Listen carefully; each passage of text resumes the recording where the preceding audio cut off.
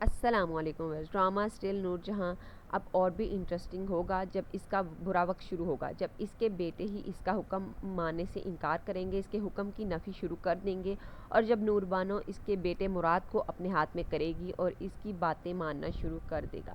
ڈرامے کی اگلی قسط میں آپ لوگ دیکھیں گے کہ نور بانو کے والد مختار شاہ جو اپنی بیٹی سے ملنے نور جہاں کے گھر گئے، تو وہاں پر نور جہاں نے جب انہیں ملنے سے منع کیا اور ان دونوں کے درمیان بحث ہو جاتی ہے، تو نور جہاں کے بیٹے اپنے چچا مختار کو دھکے دے کر گھر سے نکال دیتے ہیں، تو وہ بے عزتی برداشت نہیں کر سکے اور انہیں ہارٹ اٹیک ہو جاتا ہے۔ نور بانو جب ہمیشہ کے لیے اپنے گھر واپس چلی گئی تھی تو اسے علم ہوتا ہے، تو باغی اپنے والد کے پاس ہاسپٹل جاتی ہے اور ان سے معافی بھی مانگتی ہے اور کہتی ہے کہ میں اب اس گھر میں واپس کبھی نہیں جاؤں گی، مجھ سے غلطی ہوگی، مجھے معاف کر دے۔ تو اس کے والد اسے وعدہ لیتے ہیں کہ تم میری بے عزتی کا بدلہ لوگی اور نور جہاں کو برباد کرو گی۔ تو نور بانو وعدہ کر لیتی ہے اور اس کے والد کی ڈیتھ ہو جائے گی اور وہاں پر سب لوگ آئیں گے۔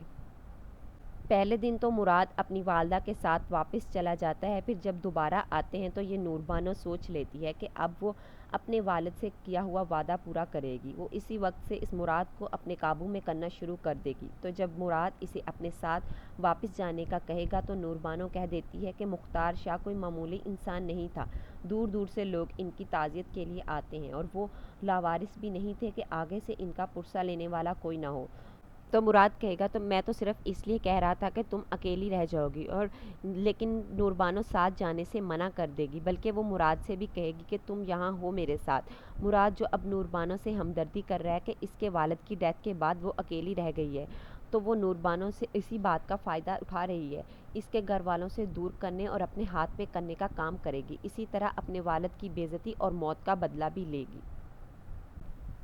نور جہاں جب سب بیٹوں کو اپنے ساتھ جانے کے لیے کہے گی تو اس بار بلکہ زندگی میں شاید پہلی بار ایسا ہوا کہ اس کا بیٹا اسے انکار کر دے گا کہ میں آپ لوگوں کے ساتھ نہیں جا سکتا، کیونکہ نور بانو اکیلی ہے اور اپنی بیوی کو اکیلا چھوڑ کر نہیں جا سکتا۔ اس بات پر نور جہاں کو غصہ تو بہت آئے گا کہ ایسا کیسے ہو سکتا ہے۔ وہ مراد کو مجبور کریں گی اور کہیں گی کہ ہمارے خاندان میں ایسا نہیں ہوتا، یہ تمہارا سسرال ہے اور تم یہاں رات نہیں رک سکتے، تمہیں ہمارے ساتھ ہی گھر واپس جانا ہوگا۔ مراد جسے اب خود سمجھ نہیں آ رہی کہ وہ کس کی بات مانے، اپنی والدہ کا حکم مانے یا پھر اپنی محبت اپنی بیوی نور بانو کے ساتھ رہے۔ نور جہاں مراد کو مجبور کر ہی رہی ہوگی تو نور بانو انہیں دیکھ لے گی، اسے اسی بات کا ڈر ہوگا کہ کہیں مراد ان کے ساتھ واپس جانے کے لیے راضی نہ ہو جائے۔ وہ پھر سے مراد کو اپنے پاس بلاتی ہے اور اسے کہتی ہے کہ میں بہت اکیلا محسوس کر رہی ہوں، تم رکو گے نا یہاں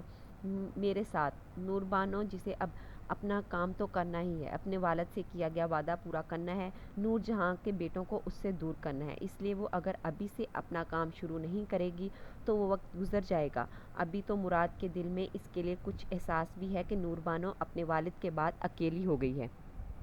اس لیے اس کی ہر بات کو مان رہا ہے کہ کہیں نور بانو کو اکیلا فیل نہ ہو۔ مراد نور بانو سے محبت تو کرتا ہے، اس لیے اب کی بار وہ نور بانو کو منع نہیں کر پائے گا، تو وہ سٹینڈ لے ہی لے گا، وہ ساتھ جانے سے انکار کر ہی دے گا۔ نور جہاں بہت کوشش کرے گی، مراد ان کو گاڑی میں بٹھائے گا اور کہے گا کہ میں ساتھ نہیں جا سکتا۔ نور جہاں ضد کرے گی تو کہے گا کہ آپ نور بانو کی سچویشن کو سمجھنے کی کوشش کریں، اگر اس وقت میں نور بانو کے کام نہ آیا، اس کے ساتھ کھڑا نہ ہوا تو میرا شوہر ہونے کا کیا فائدہ۔ نور جہاں کہے گی کہ یہ ہمارے خاندان کا رواج نہیں ہے، تو یہ مراد اپنی ماں کو صاف صاف کہہ دیتا ہے کہ یہ رواج اور اصول بھی ہم انسانوں کے بنائے ہوئے ہیں، اور جو رواج ہمیں ہمارے اپنوں سے دور کرتے ہیں انہیں توڑ دینا ہی بہتر ہوتا ہے، ان کی غلامی نہیں کرنی چاہیے۔ آج مراد بھی اپنی والدہ کی بات کی نفی کر کے ان کے آگے بول ہی پڑا۔ یہ سب باتیں نور جہاں کو پسند نہیں آئیں گی، وہ اپنے بیٹے کو اس لیے بھی چھوڑ کر نہیں جانا چاہتی کہ اس کا بیٹا اس کے کہنے سے نکل نہ جائے، بیوی کی محبت میں یہ نہ ہو کہ ماں کا حکم ماننا ہی چھوڑ دے۔ ایسا تو اب ہوگا کیونکہ نور جہاں کا بھی برا وقت آنا ہے، وہ ہر کسی پر حکم چلاتی ہے، کسی کو خوش نہیں رہنے دیتی، اس پر بھی تو برا ٹائم آئے گا۔ جو کرے گی یہ نور بانو، وہ نور جہاں کا غرور خاک میں ملائے گی۔ گھر جا کر نور جہاں کو بہت غصہ ہوگا کہ ایسا کیسے ہو گیا، اس کے بیٹے نے جو اس کا ہر حکم مانتا تھا اس کی بات ماننے سے انکار کیسے کر دیا، ساتھ آنے سے منع کر دیا۔ اسے اسی دکھ میں شاید ساری رات نیند نہ آئے، شاید اپنی والدہ کو دیکھ کر حنید شاہ وہاں آئے اور اپنی والدہ سے پریشانی کی وجہ پوچھتا ہے تو وہ بتا ہی دیتی ہیں کہ مجھے بہت دکھ ہوا کہ مراد نے میری بات ماننے سے انکار کر دیا۔ حنید شاہ حنید شاہ جو اپنی والدہ کی ہر بات کو حکم سمجھتا ہے اور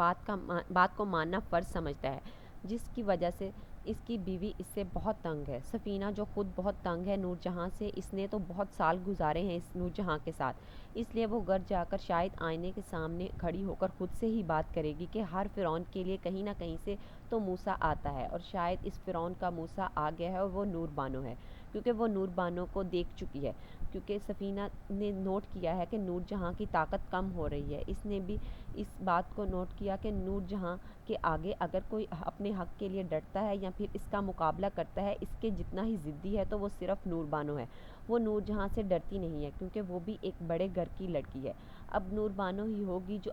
اپنے والد کی گدی سنبھالے گی، اور وہ اپنے والد سے کیا وعدہ بھی پورا کرتی رہے گی۔ نور جہاں کے بیٹوں کو الگ کرنے کا کام وہ مراد کو آہستہ آہستہ اپنی طرف کرتی رہے گی، اسے یہ احساس دلائے گی کہ اس کی والدہ کے علاوہ بھی دنیا میں اور لوگ ہیں اور انہیں ان کے فرض بھی پورے کرنے ہوتے ہیں۔ یہ سب ہوتا رہے گا نور جہاں کے سامنے، اور وہ کچھ بھی نہیں کر سکے گی۔